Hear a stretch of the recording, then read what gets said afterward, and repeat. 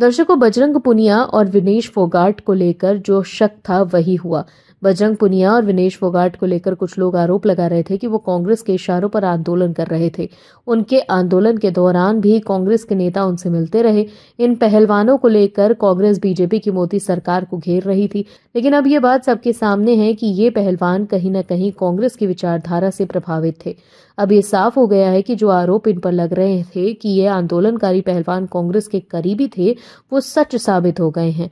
लेकिन नए नए कांग्रेसी बने विनेश और बजरंग की मुसीबतें बढ़ने वाली हैं, क्योंकि जल्दबाजी में उन्होंने कांग्रेस तो ज्वाइन कर ली, लेकिन रेलवे से ठीक तरह से इस्तीफा देना भूल गए, जिसकी वजह से रेलवे ने पहलवानों को तलब किया। क्योंकि इस्तीफे 1 घंटे में मंजूर नहीं होते हैं, वो एक प्रक्रिया है। इन पहलवानों को लगता है कि सिर्फ जंतर मंतर और एक्स पे चीजें शेयर कर और तंबू गाड़ कर सो जाने मात्र से ही सब कुछ हो जाता है। ऐसा नहीं है, हर जगह प्रक्रिया होती है और सभी को उसका पालन भी करना होता है। क्या है पूरी खबर, बताते हैं आपको विस्तार से।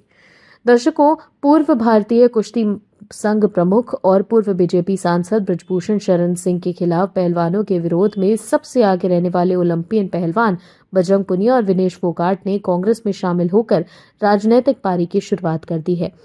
कांग्रेस ने विनेश फोगाट को हरियाणा की जुलाना सीट से आगामी विधानसभा चुनावों के लिए अपना उम्मीदवार घोषित किया है।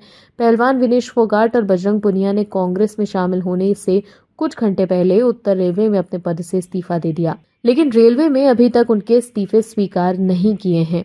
वहीं कुछ मीडिया संस्थानों ने रेलवे सूत्रों के हवाले से लिखा है कि विनेश और बजरंग का इस्तीफा स्वीकार नहीं किया गया है और जब तक ये स्वीकार नहीं हो जाता तब तक दोनों किसी भी पार्टी में शामिल नहीं हो सकते या चुनाव नहीं लड़ सकते। औपचारिक रूप से कांग्रेस में शामिल होने से पहले विनेश फोगाट ने व्यक्तिगत कारणों का हवाला देते हुए उत्तर रेलवे के विशेष कार्य अधिकारी ओएसडी खेल के पद से इस्तीफा दे दिया। विनेश ने एक्स पर शेयर किए अपने इस्तीफे में लिखा कि भारतीय रेलवे की सेवा करना मेरे जीवन का यादगार और गर्व से भरा समय रहा। वो उत्तरी रेलवे में विशेष कर्तव्य अधिकारी ओएसडी के पद पर कार्यरत थी। उन्होंने आगे लिखा कि मैंने रेलवे की सेवा से खुद को अलग करने का फैसला किया है और भारतीय रेलवे को संबंधित अधिकारियों को अपना इस्तीफा भेज दिया है। विनेश ने लिखा, मैंने रेलवे द्वारा देश की सेवा करने का मौका दिए जाने के लिए सदैव भारतीय रेलवे परिवार की मैं आभारी रहूंगी।